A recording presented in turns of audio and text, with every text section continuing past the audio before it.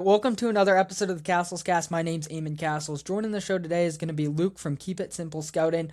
We're going to go over the Final Four, give our preview and predictions before moving on to talking about some standout draft prospects in the Final Four. And then finally, we're going to conclude by answering a few of your questions. So without any further ado, let's just get into the episode.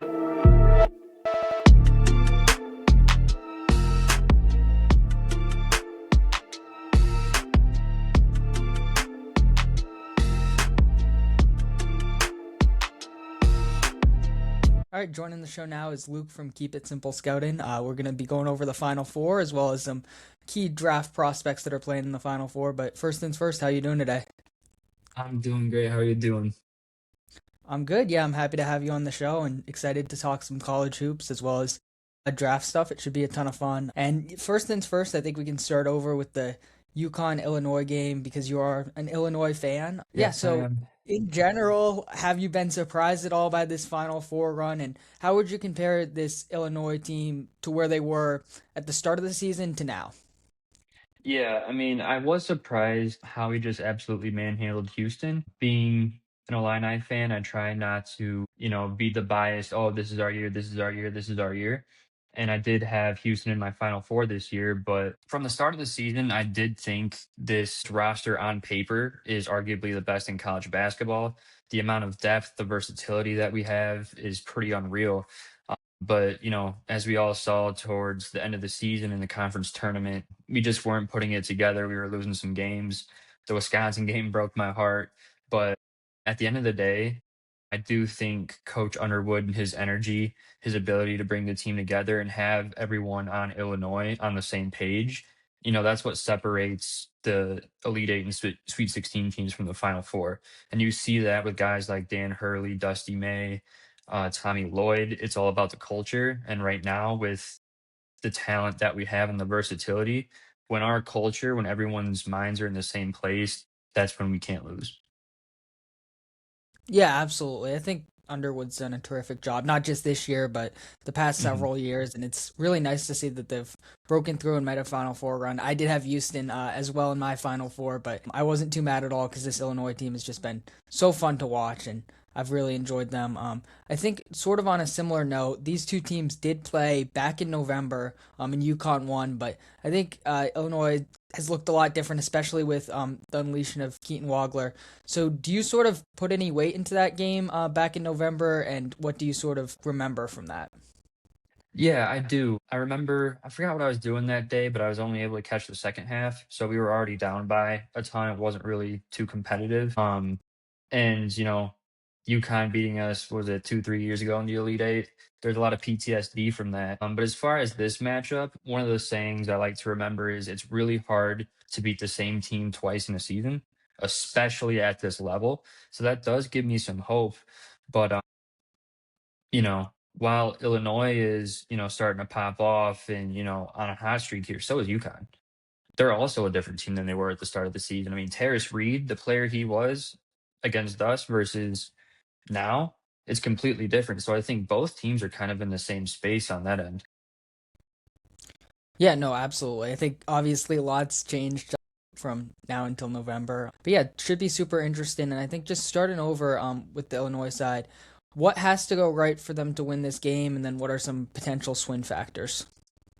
Yeah, for me, it's we got to make our threes. We can't go cold. It's just too late in the season to go cold there. And I also think against UConn, push the pace, transition basketball. Brett Underwood, our team, we've been doing very well at that the past few years. With UConn, their half court defense is very solid and they're masterful at game planning. We need to catch them off guard at every opportunity that we can. And obviously, no turnovers, take care of the ball because UConn will capitalize. Yeah, most definitely. I think that's a pretty sound assessment there. In terms of just pushing the pace as well as keeping or taking care of the ball, I think those are two things that Illinois does really well, and that serves them Mhm. uh, particularly well in this UConn matchup. And then the 3 point battle, I mean, it can be said about really every game, but especially in this one, Mhm. I think that's going to be a key swing factor. You look at this Illinois team; they're so built on the 3 point ball, and UConn has one of the better 3 point defenses in the country. So I feel like that's one thing that could make or break the game in many ways. We'll see how it plays out. I think that is a potential advantage on both sides in some ways, just because of Illinois' identity, but as well as UConn's identity in terms of keeping teams off the 3 point line. Looked at it today; they're holding opponents to 30% 3 point shooting, so that's Oh wow. obviously really strong. Yeah. So I feel like that could go either way. And then the other thing that I had down is just sort of containing Terrace Reed. You mentioned him earlier. I Mhm. know we're not going to talk about him in our draft prospect segment, but to me, I think he's been the biggest draft riser of this tournament. And he's been just incredibly dominant on both ends of the floor, and he's really emerged as a true two-way force. And he looks like a guy who could be ready to make an impact at the NBA level from day one. But with that in mind, Illinois has a ton of size, and then with the Twins there in the front court, I think that could be a potential recipe to containing Mhm. him. But at the same time, overall, this Illinois defense isn't elite by any means, so I feel like that's going to be a key swing factor one way or the other. Yeah, I agree for sure. Terrace Reed, I think I moved him from just outside the top 60 to early to mid second round on my board, which is still in the works, but yeah, that's definitely something to look at.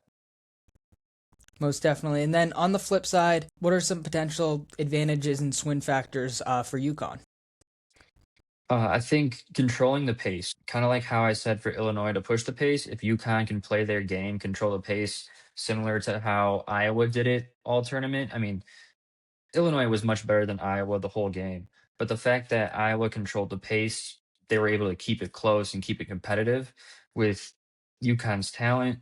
If they control the pace, they're in a great position to win. And then also, I think just swinging the ball, get Illinois tired, get them moving around.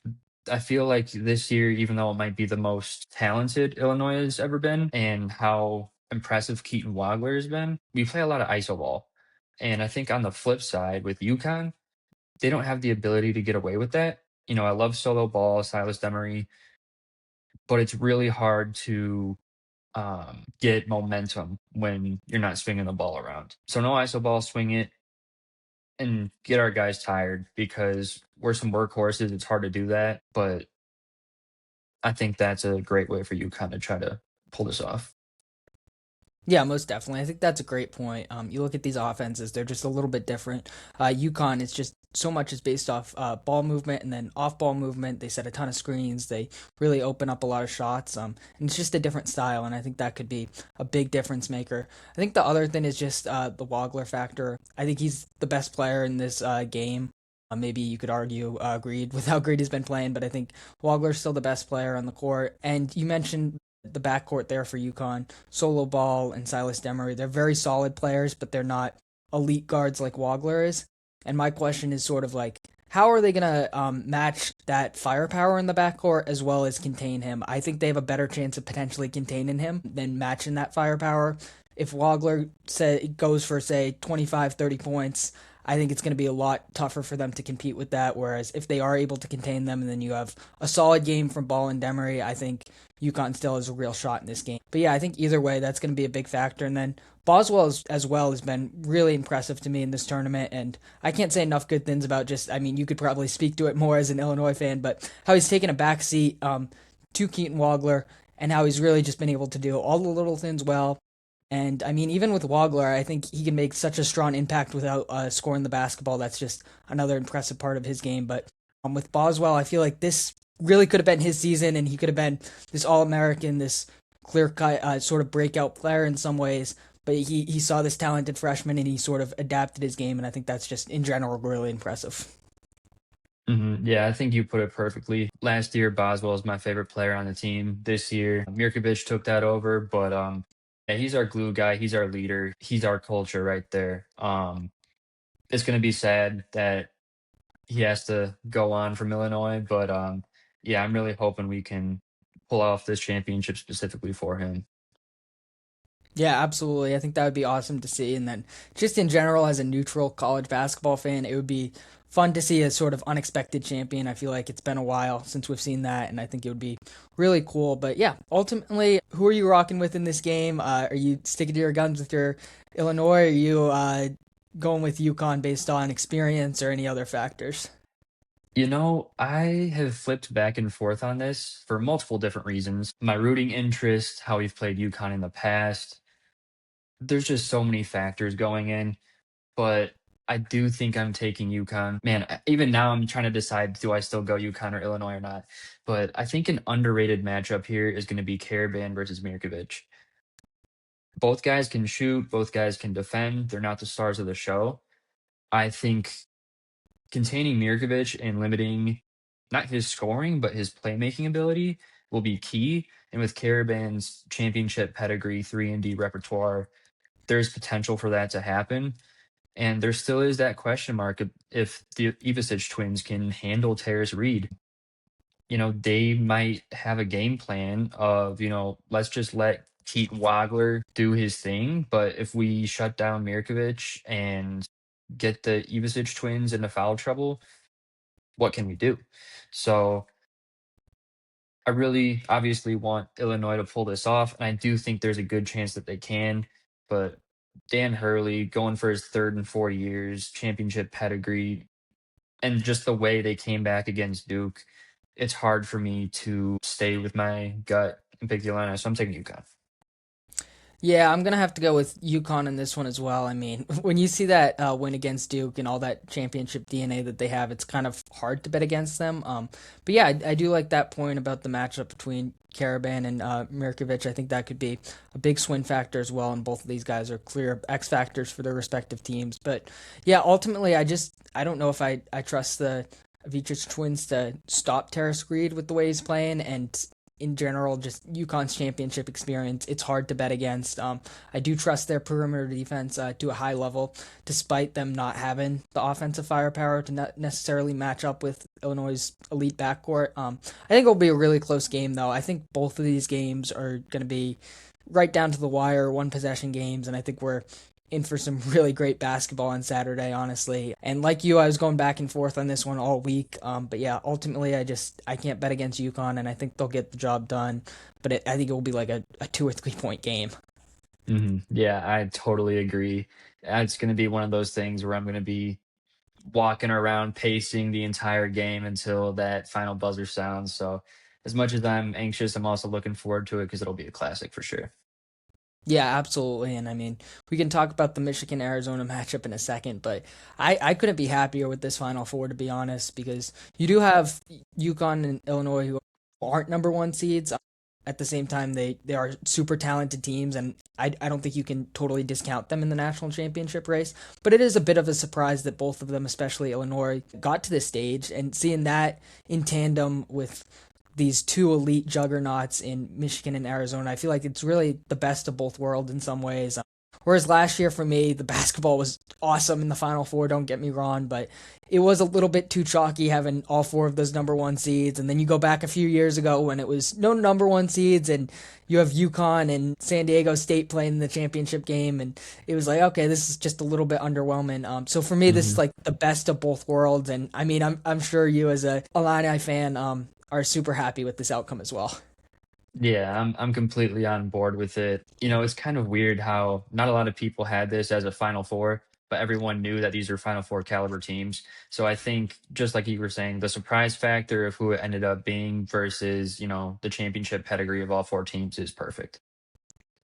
Yeah, absolutely. And I mean, I think most people, myself included, are gonna pick in the national championship game whoever comes out of this Michigan Arizona game, but you really can't discount either of UConn or Illinois. But yeah, with that being said, I guess let's start on the Arizona side. Where do you think the advantages for them lie, as well as some potential swing factors? Yeah, I mean, like you just said, spoiler alert, I will have the winner of the Arizona Michigan game winning the championship. But with Arizona, obviously, like their starting five could all be drafted this year. They're just a well-rounded, insanely physical, great team. Um, but one thing that I kind of researched is 22.8% of their points come from free throws. And Arizona versus Michigan is going to be first to 100 wins. So if you want to keep that 23%, you need to shoot at least 23 free throws. You have to draw fouls. It's either that or they're going to have to be extremely efficient from behind the arc just because of how large of a chunk it is that they're getting from the free throws. So I think that's the absolute biggest thing. And then I would say the other thing is once you get the Michigan bigs in foul trouble, just feed Koa Pete, feed Krivas. It's really hard to defend them in the post. I think that's like the one way to win this game for them. Yeah, I think that's a great point. And this Arizona team, like you said, they thrive playing this physical style of basketball and get into the line at will. So I think that's a big advantage. And then just in general, I think they're probably tailor made to match up against Michigan in some ways because if Mhm. you look at Michigan, I don't think it's a hot take to say that they have the best front court in the country. But if you look at Yeah. the second best front court in the country, it's probably Arizona with Krivas, Koa Pete, Kurjinkov. I think they're absolutely loaded as well. And then you have these two great guards in Brayden Burries and Jaden Bradley. That I mean, I think Burries is a clear lottery pick. Jaden Bradley was Big 12 Player of the Year. I think that matches up really well against Michigan because not only can you match up with their elite front court, but you can also potentially expose that backcourt, which has been a weakness, and force an Elliot Cadeau to make a lot of plays. I think that could be a big advantage for them. With that being said, we'll talk about the Michigan side in a second. I do think Michigan still has some pretty big advantages. But yeah, just in general, I couldn't think of a better team that's built to beat Michigan, quite frankly, and they haven't faced a team quite like this at all in the tournament. If you look at Michigan's road, I don't want to do like the cakewalk Mickey Mouse thing, but I mean, let's be honest, they played Alabama and Tennessee, a 4 and a 6 seed, were their toughest opponents. I think that's just a total different monster from this elite Arizona team, and frankly, I am a little bit surprised that Michigan is the slight favorites in this game. Hmm. Yeah, for sure. I think that's a great point. I was able to be at the Sweet 16 in Chicago, see the Michigan versus Alabama game and the Tennessee versus Iowa State game. So I'll dive a little bit more into that when we do our Michigan analysis. But yeah, there are some flaws with Michigan. Yeah, for sure. So I guess we can just go ahead and talk about Michigan. Maybe starting off with your experience, being able to see them in person. I'm sure that was a ton of fun and super Mhm. eye opening. But yeah, talk about that along with some potential swing factors for them here. Yeah, so I think the biggest flaw for them is the start of the game. Sometimes they just don't get off to a hot start. They're going through the motions. And against teams like Alabama, who did get off to a hot start against them, you can recover. Michigan's great at recovering, but you can't do that against Arizona. If you go down by 10, you're done. There's no coming back from that. But I think the biggest swing factor for Michigan is their ability to go on runs at any moment, even when they're not looking like their best or, struggling to defend this or shoot here.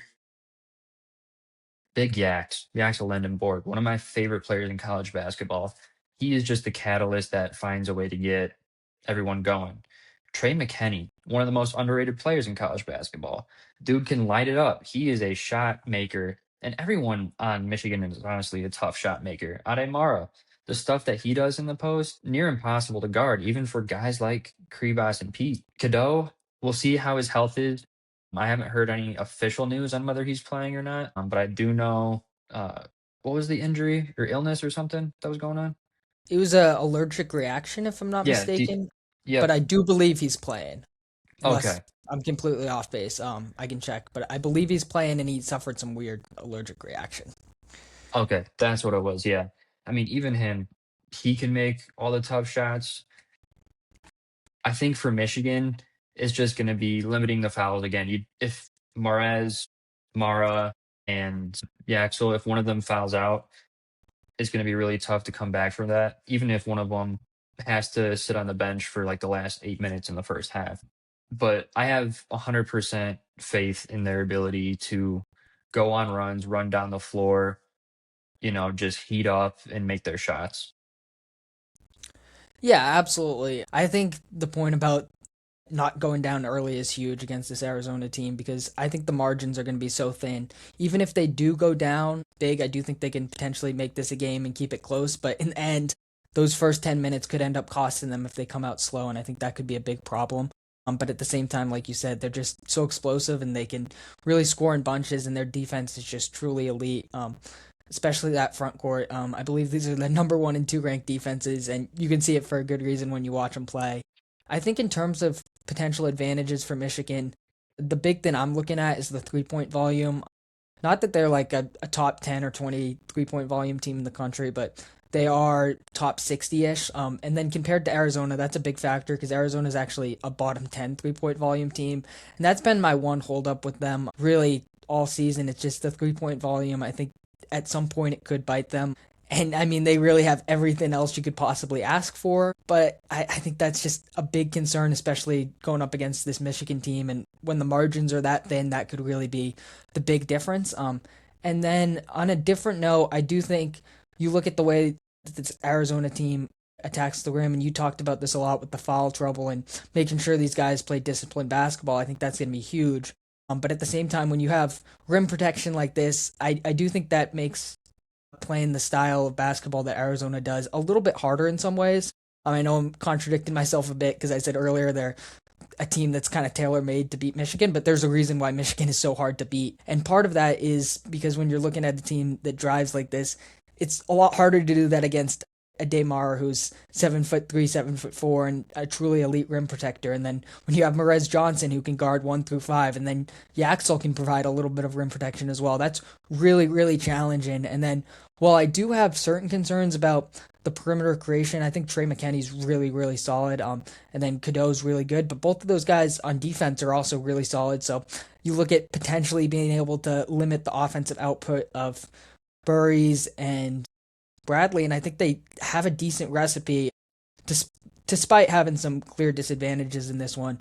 I think all of those things give Michigan a clear blueprint to win, even if they do have certain disadvantages in terms of just like how explosive their backcourt is compared to Arizona's.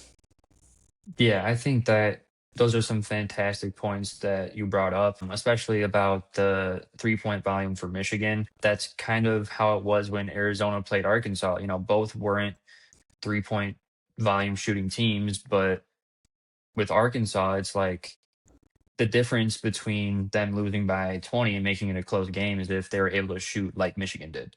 So the fact that Michigan has that volume on top of all the talent and a good matchup, it's this game's just going to be a classic. I can't wait because, just talking about it right now, it's like, holy crap, you know? Absolutely, yeah. I think this game's going to be an absolute classic. I think it's going to be a 1 or 2 point game. We can get into our predictions in a second, and honestly, I don't think I'd bring this up most of the time, but I do think there's some real buzz here with Tommy Lloyd taking that UNC job.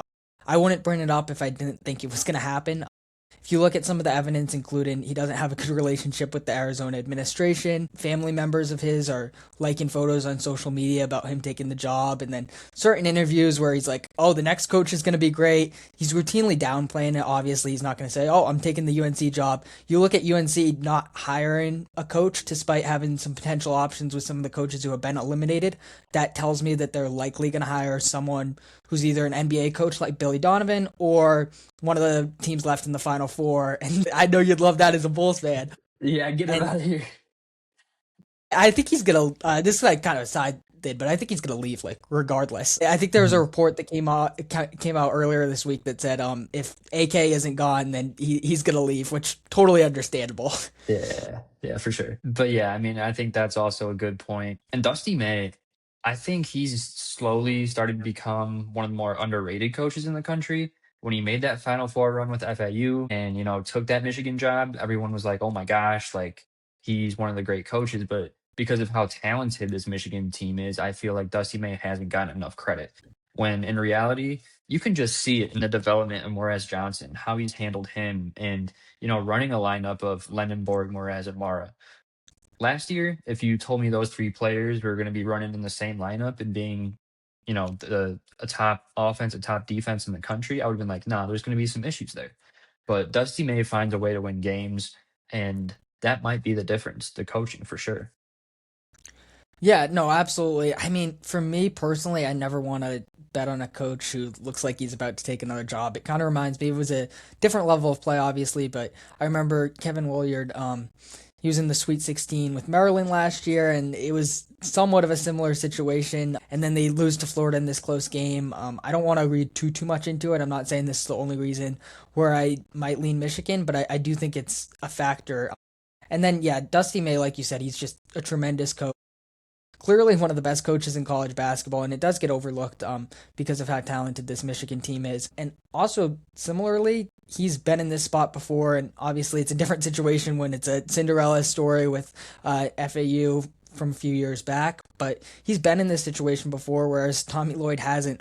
I believe this is Arizona's first trip to the Final Four in 25 years, and he hasn't been there nearly that long as well Yeah. because he had the Gonzaga job before. But yeah, I mean, I don't know. This, for whatever reason, these Tommy Lloyd Arizona teams just haven't had too much success in the tournament.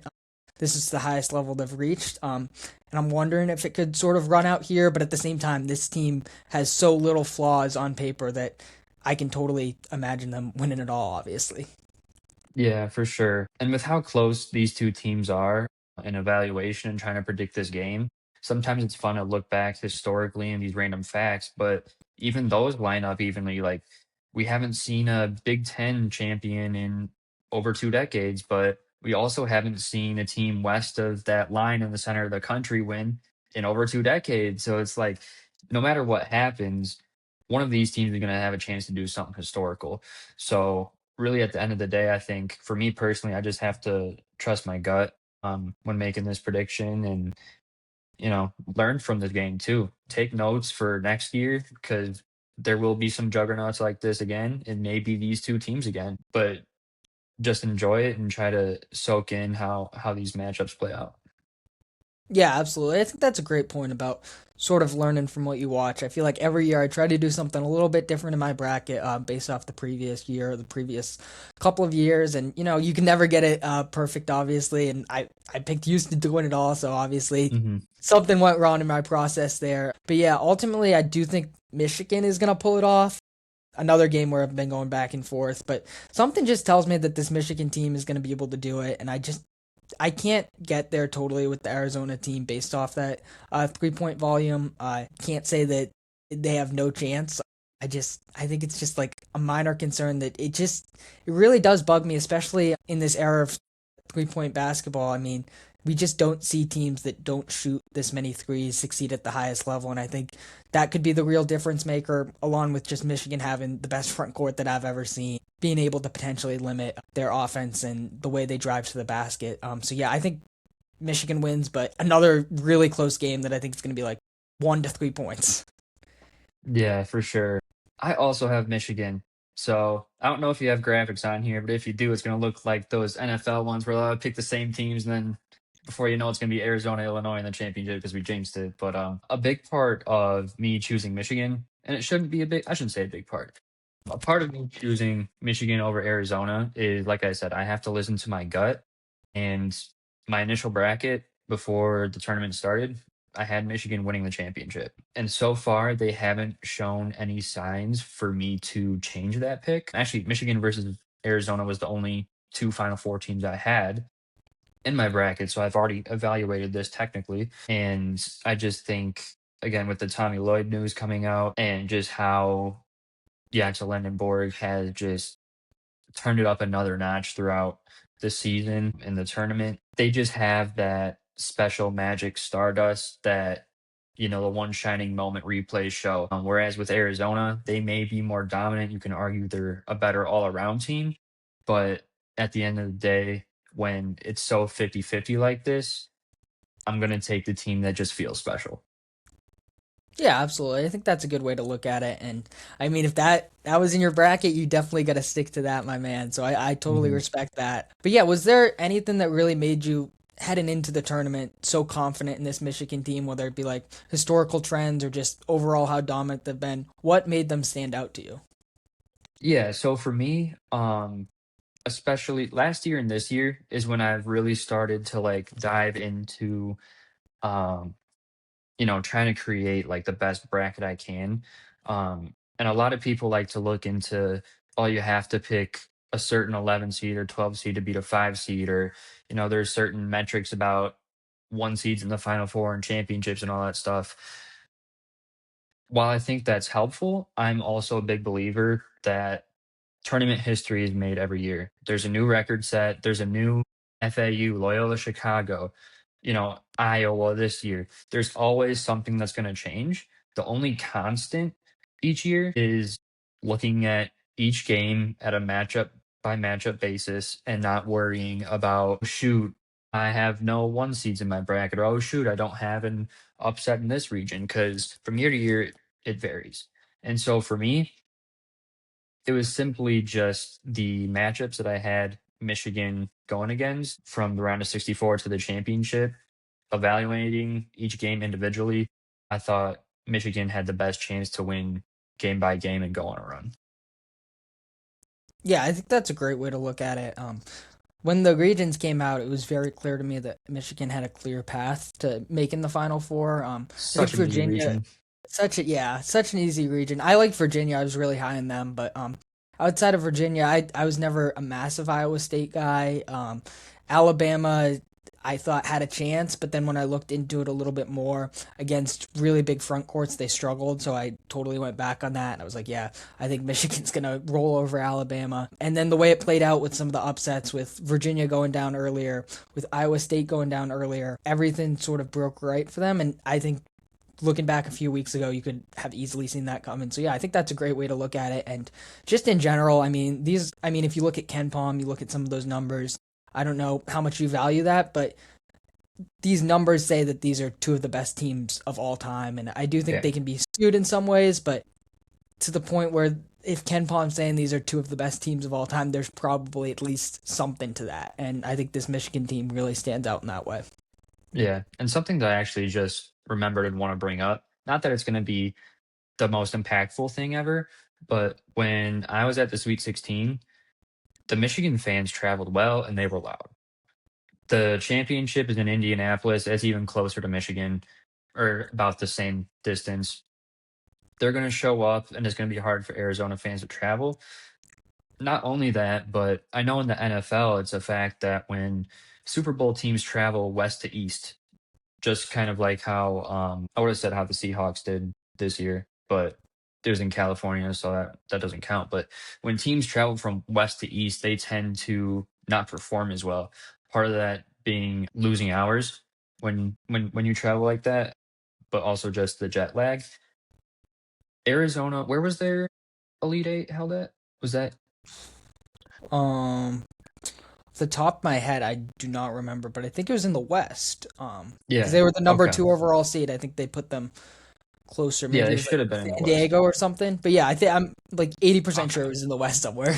Yeah. Either way, I'm sure they're back in Arizona right now, but that's just another historical factor that plays into it. The crowd, the travel, it's gonna feel like a Michigan home game. We'll see. Yeah, for sure. I think that's definitely something to know. I mean, just the fact that it is in the Midwest and in general, I mean, that doesn't totally surprise me how well Michigan fans travel. I feel like that's just such a strong fan base, really, all over the country. I mean, even here in the East Coast, you see a ton of Michigan fans, and I think that could be a potential swing factor, especially just how close these margins are as we keep bringing up. These teams are so equally matched. It's little things that could really tilt the scale in one way or another. But yeah, we're both rocking with Michigan and UConn, and we're both picking Michigan over UConn in our potential national championship game. Honestly, I thought we might have disagreed a little bit. I didn't think you Yeah. were going to agree with me on the UConn side, but I mean, I guess that's a positive sign. But yeah, in general, do you think there's any blueprint for UConn to potentially beat Michigan in a possible national championship, or are you like pretty confident if Michigan wins that, or if Michigan wins this game, that they're gonna end up winning the national championship? Yeah, I mean, I definitely could see UConn winning against Michigan, but I think with them, like kind of how we said about Terrace Reed versus the Twins, there's a way for him to dominate the Ivasiches. That's hard to say, but with Michigan, you can't, because there's not two, there's three that you need to worry about, the big three that they have. And Terrence Reed's going again, hypothetically, would be going against his former school. So that's going to be big for him.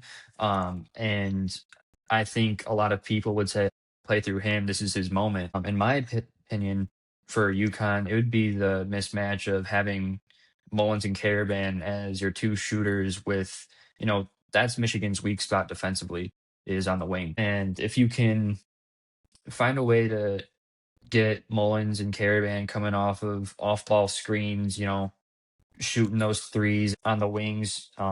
knocking them down. All you have to do is survive defensively. But with that being said, there's so much more evidence that for Michigan to beat UConn in that scenario. But hey, with how UConn battled back against Duke, and they had to play against another tough front court of Cam Boozer and Gangba, all those guys. You never know. Yeah, absolutely. I think that's a good way to look at it.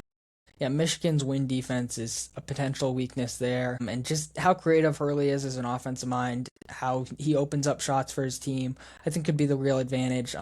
I think Michigan would win by like 8 or 10 points, but I definitely couldn't count out UConn. I do think if they win, it would be really a Hurley masterclass. I mean, obviously the players executing the game plan and all that would be a big factor, especially like you said, Carabin and Mullins. I think would have massive roles in that game. But at the same time, I think we would just see a total Hurley masterclass. I mean, I think that was a big part of the comeback against Duke as well. I mean, it's hard to say that I didn't believe in a two-time national champion in Hurley, but I think that just like tripled my belief in some ways. It just really cemented it, and he's the best coach in the country for a reason. And when you have that on your side, I think that's always going to be a big advantage.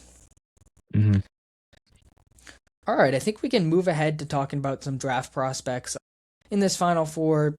Guess sticking with Michigan, first guy we're going to talk about is Morez Johnson. So yeah, what's stood out to you about his season? And then as an Illinois fan, what do you remember him about last year? And can you just speak to some of his overall improvements? Yeah, for sure. Last year, I believe it was in February, I was at one of Morez Johnson's like breakout games for the season. It was a home game against Ohio State. They really didn't have anyone down low. That's why they got Tilly, the transfer this year. But he was just dominating the boards. I'm pretty sure he put up like 18 and 12 that night. Um, but that's all he was. He was a double double machine. Get your 12 and 10, whatever it is, 14 and 8, I guess. And, just live in the post, dominate with rebounds and size. I knew he had potential to shoot, but this year hitting 40% of his threes just out of nowhere. And it's not on a crazy high volume, but it's still impressive. It's more than one a game. I think it's like two a game.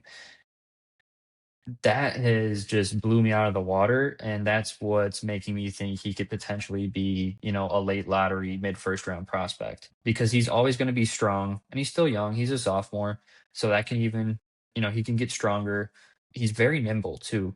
A lot of guys that size and with that strength are heavy. He doesn't play heavy. He's strong and light. That's something that you see with Koa Pete and Cam Boozer, Zion Williamson.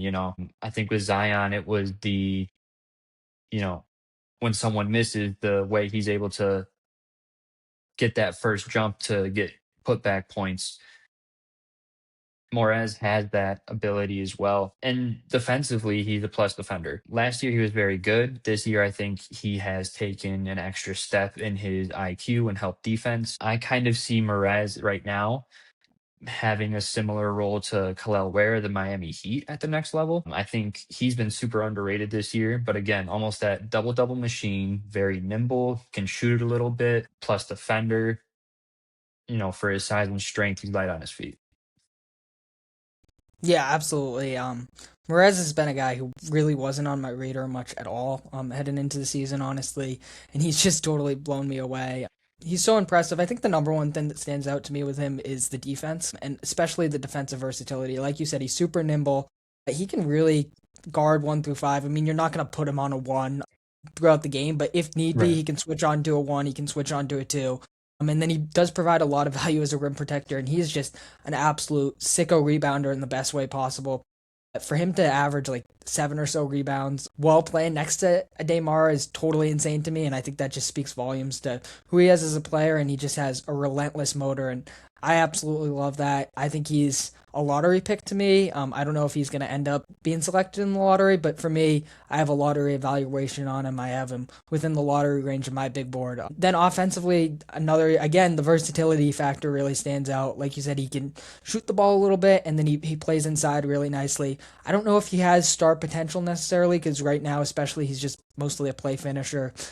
He can make like the extra pass or whatever. That's nice. That's a nice bonus. But he's mainly a play finisher. But he can score both inside inside and out, and I think that's a really big advantage, especially in tandem with the immense defensive value that he provides. And to me, the comparison, and I'm not the first person to come up with this, so I'm not going to take all the credit for it, but a lot of people have compared him to Isaiah Stewart, and I see that to a T. And then even going back to the game last weekend against Tennessee, where he's getting into a little bit, he has that chippiness, kind of like Isaiah Stewart, that incredible motor, the rebounding, the ability to potentially space the floor, but mostly used as a play finisher inside, and then being able to guard 1 through 5. I feel like it's all very Isaiah Stewart like. And to me, Isaiah Stewart's one of the best role players in all of basketball. So I say that as a compliment.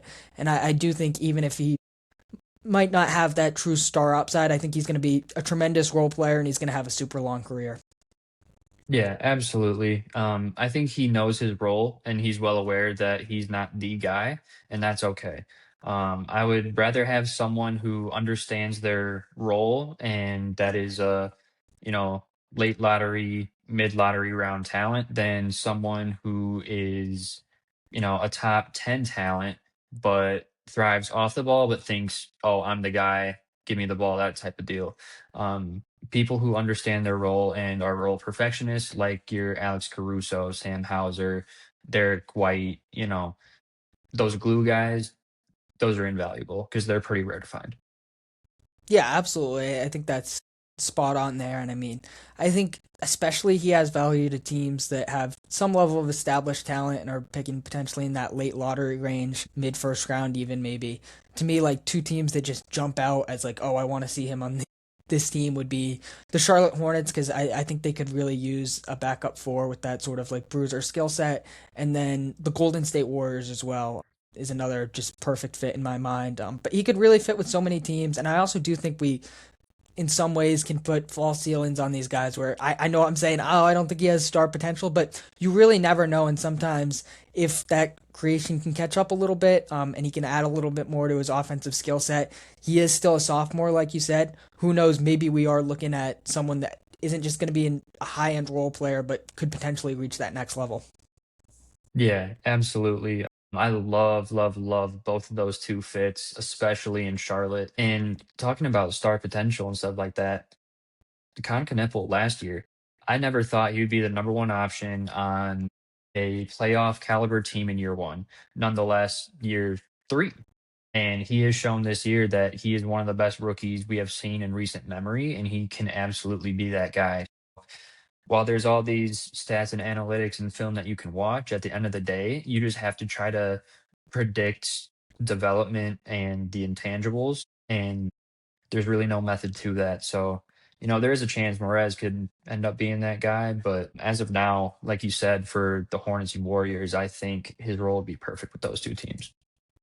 Yeah, absolutely. I think Khan's such a great example of this concept of a false ceiling.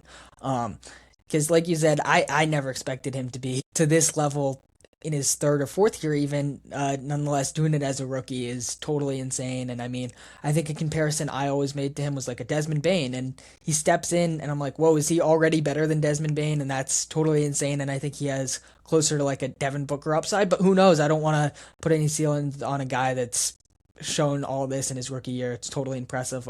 Before we move on to talking a little bit more in depthly about Brayden Burries, I just want to highlight a couple of the other Michigan standouts in Ademara and Yaxel Lindenborg. How do you think Morez sort of compares to them, and has there been anything that's stood out with Yaxel and Mara to you? Yeah, for sure. Yaxel, I've been on him since early last year as an absolute steal for a draft prospect. And right now, I believe I have him 12 on my big board. And to me, he is a hybrid of Aaron Gordon and Scotty Barnes. And I am dead set on that.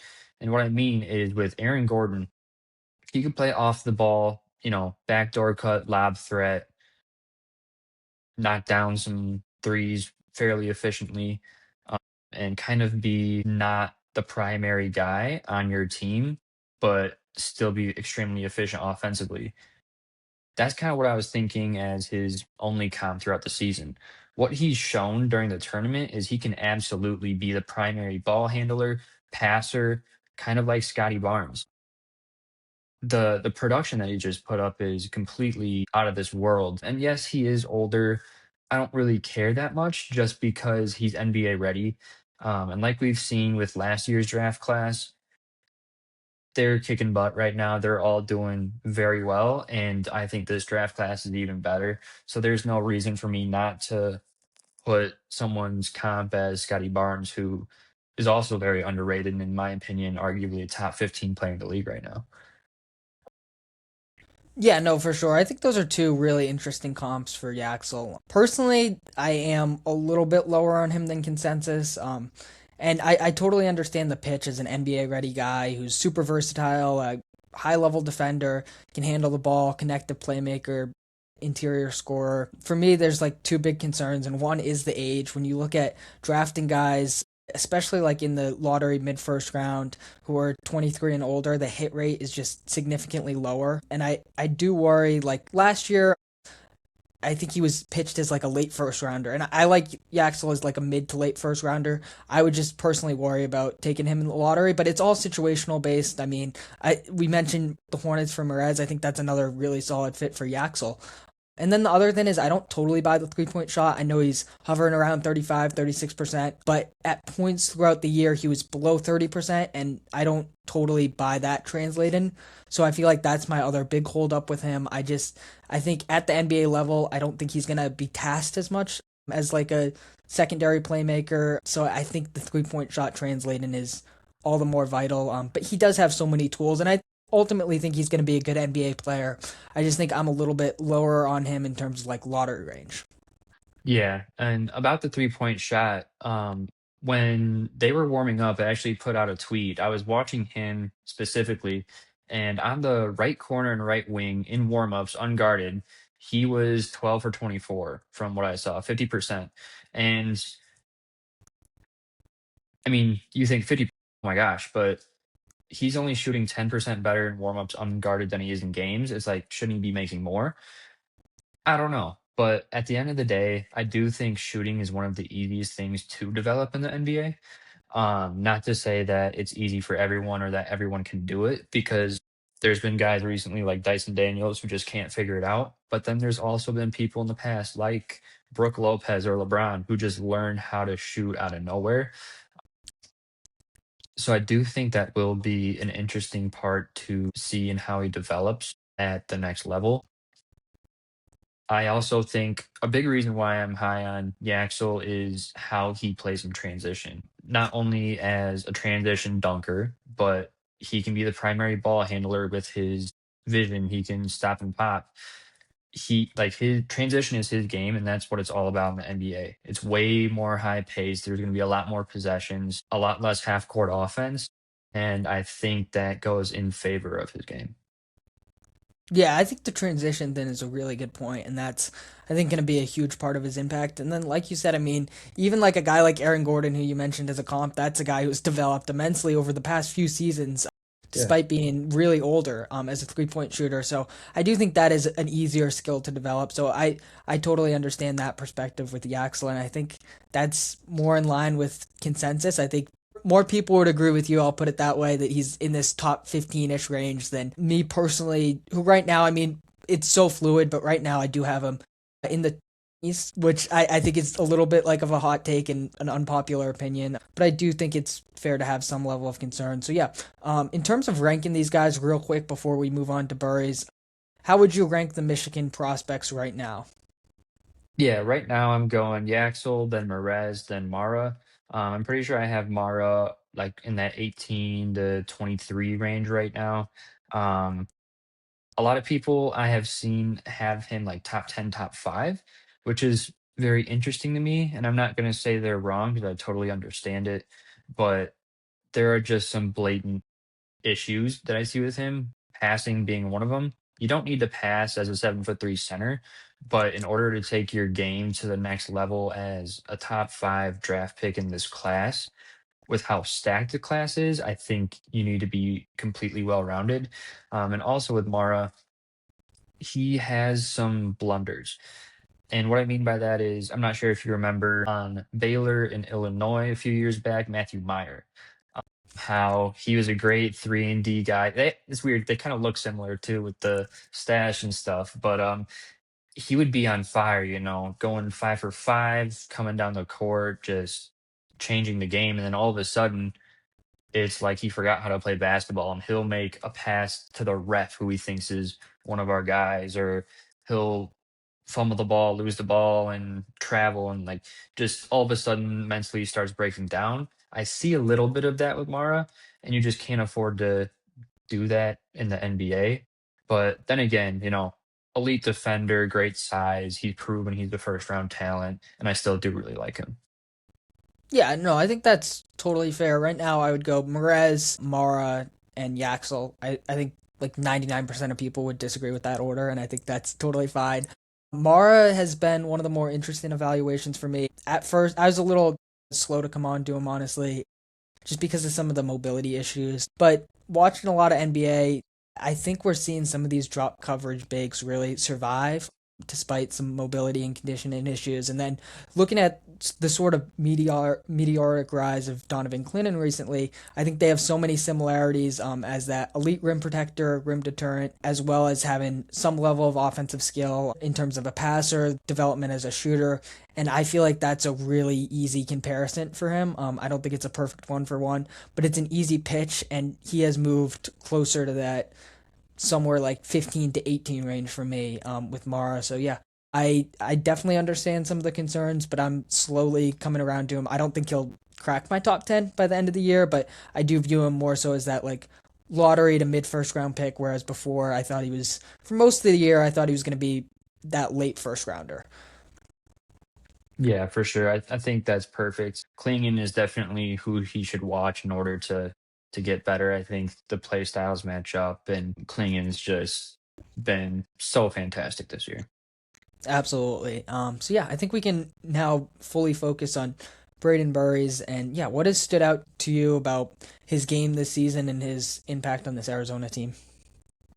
Yeah, for me, I know towards the start of the season, a lot of people are higher on Braylon Mullins than Brayden Berries, and in my mind, I was kind of all over Berries at the jump, not quite to where I have him now, which is eighth on my board, but I did think he's been a lottery prospect since coming out of high school. Um,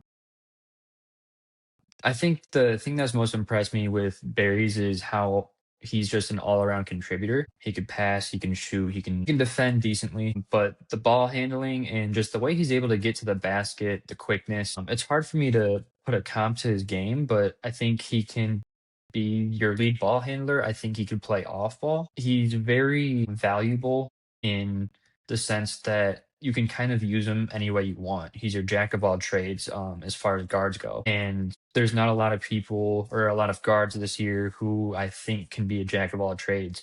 A lot of them are your primary ball handlers. It's Phylon, Brown, Acuff, Okori, just ball dominant guards. And while Berries can, he doesn't have to be. So I think that's what kind of separates him from everyone else.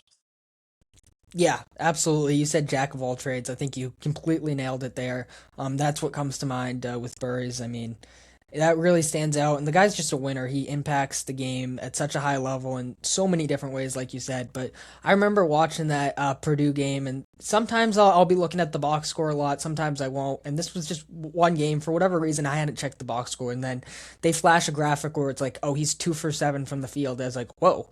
I didn't even notice that because of all the other awesome things he was doing. I did know that he wasn't scoring like 20 points or whatever in that game, but I was like, wow, his playmaking looks good. His defense looks good. He's making the right decisions.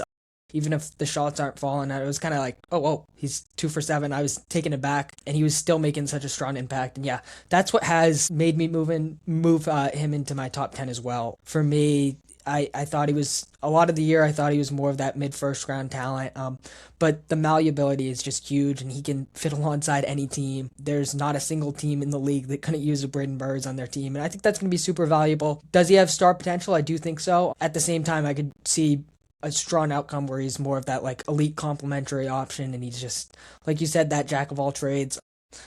I mean, I don't want to do the same thing with Morez, where it's like, where does he fit? Because there's so many different teams. But one team, if they do end up getting their first round pick, I think his fit next to Darius Garland on the Clippers would be really interesting. I think it's that pick has to be 5 through 9, if memory serves, based off that Zubac's trade with the Pacers. But I love his fit with the Clippers, especially. And I mean, you could just sell it on any team because he impacts the game at such a high level. I think Derek White's been a comparison that's been thrown around, and I think that makes a lot of sense. This guy, who he's probably not going to be the best player in a championship team, to be clear, but he can scale up and be that number two, number three option, and he can really have a 30-point night on any given night, or he can just do all the little things well, whether that be defense, connected playmaking, spot up shooting. Guys like that are just so valuable, and we're starting to see a bit more of them around the league, like a Nikhil Alexander-Walker, Ayo Dosunmu. There's so many guys like this, and they all find a way to make a really strong impact, and I think Burries is within that mold, and he might have another level to reach where he's a true star. Yeah, I think you hit the nail on the head there. I love the term malleability. That describes him perfectly.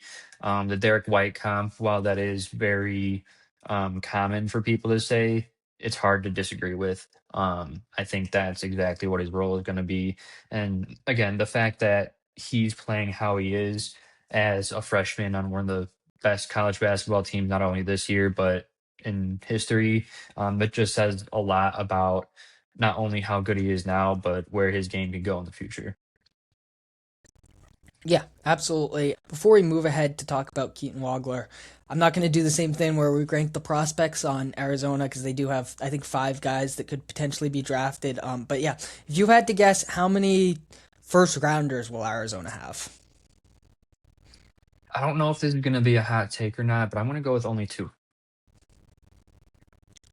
Yeah, no, I think I agree with that. Koa Pete stays in the draft and doesn't return to school, which, quite frankly, I don't think is a guarantee. If he gets a big NIL deal, I could potentially see him return into school, but I think likely he stays in the draft and he's a mid first round guy, fringe lottery. But then yeah, I mean Krivas, I could potentially see being that late first rounder just because he's like such a solid rim protector, and a safe bet. And then Krajenkov maybe, but I think ultimately he might return to school just because he has a few years left of eligibility and he's still so young. This draft class is too loaded, and then Jaden Bradley's just a little too old to be a first rounder, I think. Yeah, for sure. I have Koa Pete in that mid first round as well. And here's a real hot take for you and everyone listening is I'm not sold on Krivas as an NBA guy this year. I know a lot of people absolutely love him, even have him going in the first round, but I either think he actually I just do think he needs another year. But that's another talk for a different day. Yeah, no, I think that's understandable. I would say like one of my blind spots with the draft is separating these big men because there's so many just like solid guys that look like a safe bet and they can provide some rim protection, but it's like, hey, what's the upside? It's like, how do you differentiate him from like a Terrace Reed, for example, or so many other guys? What makes him necessarily stand out? I would say like his defense is like pretty elite. So I think that's a part of it. But in terms of like a first rounder, I don't know if I can totally get there. And I agree. I could definitely see him returning to school. Um, but yeah, I think we can move ahead and talk about your guy, Keaton Wagler. And also my guy, because I think he might officially be my favorite player in college basketball. Maybe Kinston Flemings as well, or favorite guy in this draft, I guess. But yeah, obviously he was super unknown before the season. He only had 3 Power 5 offers, if I'm not mistaken. He wasn't ranked. All this. So yeah, how has he sort of exceeded all your expectations? And can you just speak to like his growth throughout the season? Yeah, I mean, as an Illini fan, every time we get a guy in the transfer portal or sign a freshman, I do my research right away. And going into the season, I thought Wagler was just going to be a garbage minutes guy, or, I didn't even think he'd be better than Jake Davis. And for him to come out and be an first team All American is one of the best success stories that there's ever been. Um, and just off how offensively gifted he is, he makes the game just come so easy to him. It's like he's not even trying. And you look at him and you think, oh, he's just a kid, he's skinny, thin, can't grow facial hair, whatever. No, this guy's a hooper. He's a baller. He's legit. Where I struggle with him is athletically. He's pretty challenged in terms of driving to the basket. There's the whole thing about how he can't dunk or never dunks. And while that's funny and whatever, there is a serious concern about in the NBA, a huge part of scoring is drawing fouls. And he can do that behind the arc, but he can't do that driving to the hoop. So, if Giannis can go from being the skinny twig he is to being one of the most massive dudes in the NBA, I'm not saying that Wagler can and will. I'm just saying that I do trust his ability to develop physically just because I feel like that's a lot easier than developing technically like he has from high school to freshman year. Absolutely, yeah, I definitely agree with that. The athletic concerns are always going to be there to an extent, but quite frankly, I don't really care that much because when you look at Wagler, he has elite processing. I think he's probably the best processor out of all these guards, and his ability to make decisions while receiving an immense amount of defensive pressure is super impressive to me, and I think that translates to the next level. I've been seeing this clip around social media, but Brad Underwood was talking about how the first time he went to one of his games, he scored 2 points, and he walked out of the gym and he's like, I'm so confident we got a great player because he made all the right reads and he was being blitzed the entire time. And I think guys like that are always going to translate to the next level. One thing I personally really value in my draft evaluation process is feel for the game, and his feel for the game is just absolutely off the charts. I do think it is fair. I mean, I was looking at Draft Baller today, the new website, tremendous website. I was looking at some of the rim pressure rates and the field goal percentage at the rim. He's like below 60%. I think that's a little bit of a concern there. But when you have such a good feel for the game, I don't think it can be a deal breaker by any means. And I have him comfortably in my top 7, and I don't expect that to change at all. When you look at his infusion of playmaking and 3-point shooting, I think it's just such an easy pitch, honestly. And when you look at Tyrese Halliburton, another guy, one of these common comps, I feel like all the comps I've mentioned are pretty basic, but I think it makes a lot of sense when you look at some of the concerns about, oh, he has this low jumper, oh, he's not a great athlete. And guess what? He turned out to be really good because he reads the game at an extremely rare level and at an elite level. And then that paired with his 3-point shot, I'm very confident that he's going to, bare minimum, have a very successful and long NBA career. And then you look at what that 3-point shooting provides. He can be that lead guard, especially as a playmaker, but he can also be used off the ball, that malleability that we were talking about with Burries as well. So yeah, I'm super high on Wagler. Yeah, for sure. What was I gonna say? Oh yeah, the website. I can't wait to dive into that. I haven't been able to yet, but kind of what Coach Underwood said. A lot of people, I won't call people out, spreadsheet Twitter, but they would look at 2 points and how you potentially played in that high school game and not bat 9. But that's the beautiful thing about draft scouting. It's not all about statistics and it's not all about what you see. It's about the intangibles. It's like trying to figure out, okay, does this kid have it? And he clearly does.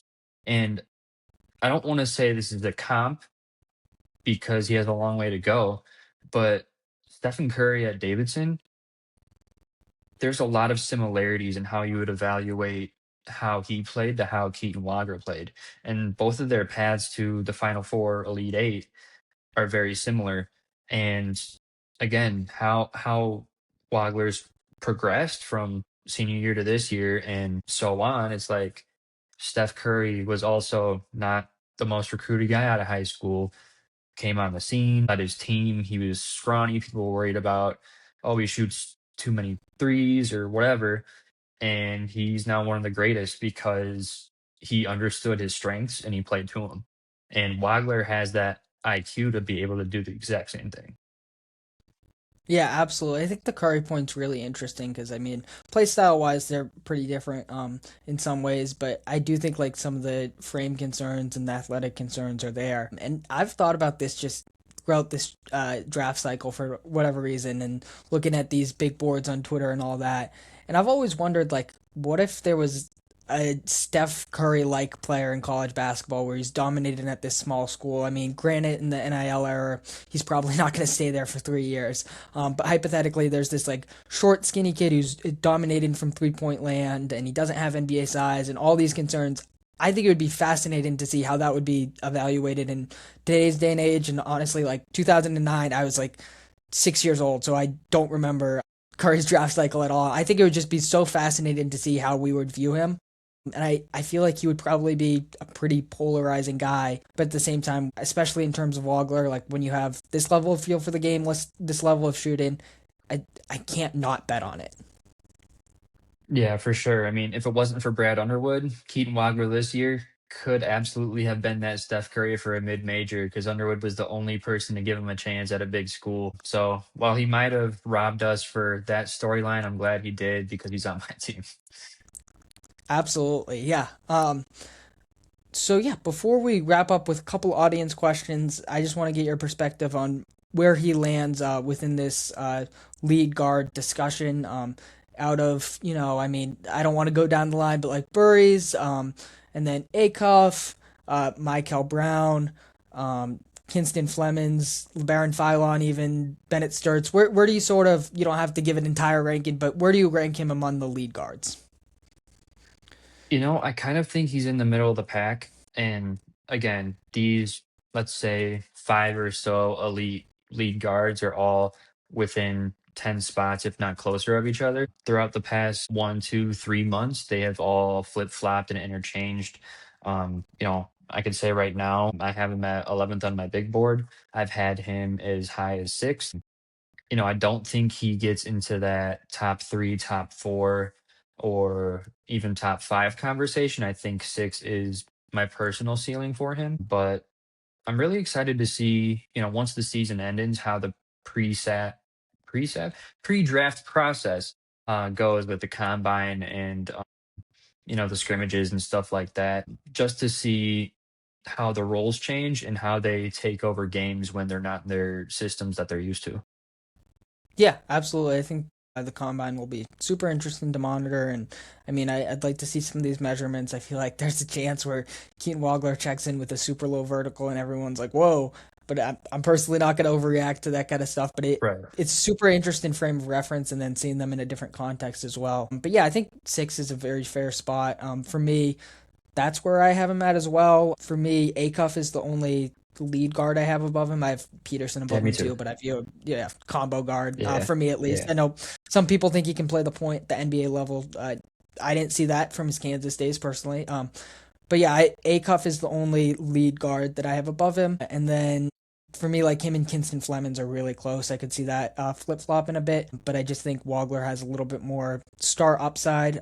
Whereas I think Flemings is going to be like a super impactful player, and he could be. I never want to put like ceilings on these guys, but I don't see a significant enough outcome for him to be like a true like superstar. Where I do think, despite some of the athletic concerns, we could see that with Wagler, especially in that like Halliburton sort of mold. I mentioned that before. Like Austin Reeves, I feel like is another guy he reminds me of. So yeah, I think he just has a little bit more upside, and I do view him as like safer than some of these other guys, based off his size, not necessarily his frame, but he's 6'6", and then the feel for the game stuff.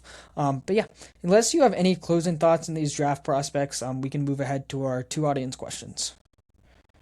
Yeah, let's move on to the questions. I feel like we covered Wagler and all the other guys pretty well. Yeah, absolutely. So yeah, first one over on Twitter comes from Groundball Renaissance. He wants to know what trends do you look for in the last couple of weeks of the season that you hope carry into the next? Hmm. Let me think about that one. But I love Roundball Renaissance. He's my guy. Yeah, no, I can take that one to start, and I agree. It is kind of a tougher one because when you look at these last few weeks, I'm more so looking into the playoffs and how, especially with some of these games being high stakes when it's two teams that are competing for playoff position, I'm looking for how these teams and these players might translate to a playoff setting. But I think just in terms of young players, I think that's another thing to monitor because we're obviously not going to see a good amount of the league in a playoff setting. So for me, I'm looking for young players to just sort of develop the right habits and make the right decisions. I try to watch every team as much as I can. Obviously, some teams I'll watch more than others and stuff like that. But whenever I'm watching young players, especially when they're given the reins to the offense, which we see with a lot of these tanking teams, it's just like, are they making the right reads? Are they taking the right shots? Are they buying into defense? Are they, playing with their teammates, trying to complement them? They're not just trying to put up big numbers. So I'm really looking at the habits of some of these young players because I think, especially on tanking teams or if they're in their second or third year of a tank, some of the habits can really be hurt by a team intentionally trying to lose, especially if it's for a prolonged period. Yeah, I completely agree with you there. I think you made some great points about just getting into those good habits. And before I start my point, I think personally, I'll admit to it, my biggest flaw in scouting college basketball prospects is not watching enough NBA. Because I'm so dialed in on college that I tend to miss a ton of NBA games. And I think understanding how the NBA works and how people have translated over the past few years is a huge part of scouting and understanding what to look for in college prospects. But with that being said, I think at the end of the season, there's always some guys who start to go a bit crazy due to either their teams being tanking or injuries. I think to guys like last year, Denny Avdia, towards the end of the season, he started to show glimpses of who he is now. Um, so from the player perspective, I like to look for, okay, who's starting to like take a new step on their team and the reason why it's happening. Is it because they truly are taking the next step or is it due to circumstances? But from the team aspect, I think it's more so like the Hornets. How have like watching where they are now, how have they changed from the start of the season? And how consistent can they continue that? Because there are a lot of teams that find ways to improve throughout the season, but aren't able to do that on a 10 to 15 game stretch. What makes champions is consistency and being able to do or play at a high level like the Hornets are right now, or like the Spurs, the Thunder, and making those changes is to be able to do that in a 10 to 15 game stretch. Because this isn't college basketball where all you have to do is be good for one game at a time. You have to be good against the same team for a 7 game series. And in order to do that, like the game plan's going to change. You can't just have a good hot night. It's a grind and a battle. So taking a look at which teams get hot at the right time and which teams are making those adjustments and consistently able to do that at an official level. Yeah, I think that's a really great point. Not just looking at teams that are maybe getting hot or players that are getting hot in this like March, April stretch, but like looking at what's going into that and the context behind it, I think it's huge. And I love the example with Denny. He's obviously having a total breakout year, but it really started last year in March when he put together this run. And I think there were a lot of signs that this was going to translate. And then there's obviously a lot of players where they put up these big numbers and it's sort of luck or random or it's circumstance based. But I think the Blazers are like the perfect example of this last year. When you look at not just what Denny did, but as a team, they really established that defensive identity late in last season and it carried over to this season. And then obviously, like adding a guy like Drew Holiday helps a lot. Donovan Clinton taking another leap helps a lot. But it all really started towards the dog days of the NBA season, and I think that's a really great point. And yeah, there's definitely several teams around the league who could be building something similar. So yeah, I really like that one as well. Um, Moving ahead to Instagram, my guy Ryan Druin wants to know, what does the future of the WNBA hold, both in terms of talent and money?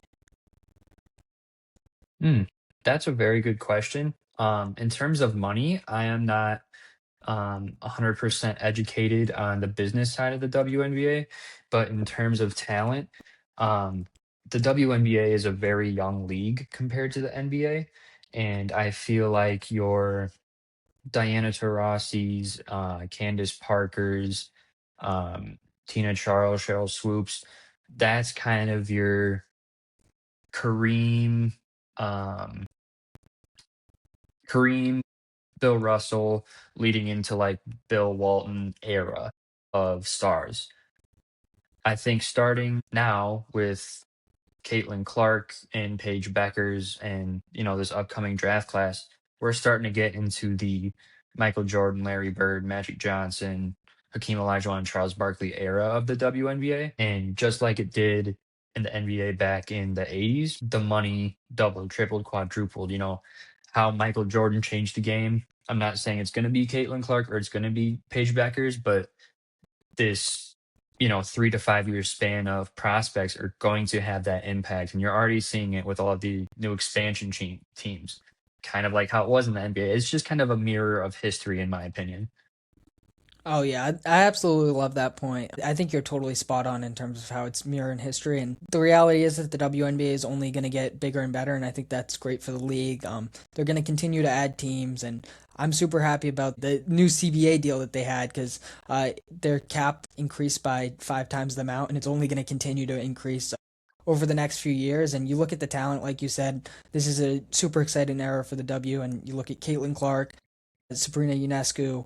You look at Paige Beckers, the league's in really good hands, and it's only going to continue to get better when you look at potentially like a Juju Watkins coming in, Olivia Miles. I think the league's only going to get more talented, and it's only going to get better. I mean, I do feel like a lot of it was the Caitlin Clark effect. When you look at it a couple years ago when she entered the league, it really took off. And I was talking to family members, and they were asking me about the WNBA, and they quite frankly never would before. And it's just that more general audience has tapped into it, and especially with it being in a different season than the NBA, I think it's huge because they can really corner that market, and it's gonna. I mean, I think it's gonna continue to just take off and explode, and I think that's great for the sport to have it be overall expanded. And you look at just how big of a deal, especially like during those Caitlin Clark and Paige Beckers years in college, that women's college basketball became, where in some years it almost seemed like it was bigger than the men's tournament. I think it's just going to continue to expand, and I don't know if they're going to get up to 30 teams, but I think they're going to continue to add expansion teams, and it's just going to continue to grow, which is, like I said, overall a great thing for the sport.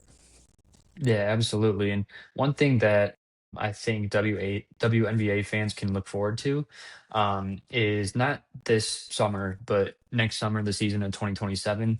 Once those new teams are introduced into the league with the expansion draft. Next year, there's a really good chance for there to be an MLB lockout. And while that would suck for pretty much all MLB fans, that takes away a lot of sports fan viewership from there. And where are they going to go? What are you going to watch during the summer? WNBA. So I think a year from now, year and a half from now, that could be potentially the biggest spike in growth in WNBA history simply because of a whole nother sport. Yeah, no, that's a really interesting point, and honestly, like I'm not nearly locked into baseball as much as I used to be, so I wasn't aware that a lockout could be on the way. So yeah, I think that could be a total game changer. But just in general, the last few years, I feel like watching like these shows on ESPN or whatever, and the coverage and the way people are talking on social media, and maybe it's just my algorithm or whatever, but there's been significantly more WNBA, significantly less MLB, and I feel like that shift could totally continue, especially with the lockout, like you said, which I wasn't aware of, quite frankly. Yeah, it's a possibility. The Dodgers and the money deferrals. It's all a money business thing. And if you know anything about the Dodgers, that kind of sparked this whole thing. So Yeah, that definitely makes sense. In terms of my limited knowledge of baseball, I mean, the lack of a true salary cap is kind of insane to me. And I mean, when you look at the Dodgers pretty much being able to buy their way to a World Series, yeah, I think some changes need to be instituted for baseball for the better. And maybe you disagree with that and have a better perspective as a true MLB fan. But from an outsider's perspective, yeah, I think that makes sense. And I could see why they could be headed for a lockout. yeah, for sure, it'll be interesting to see.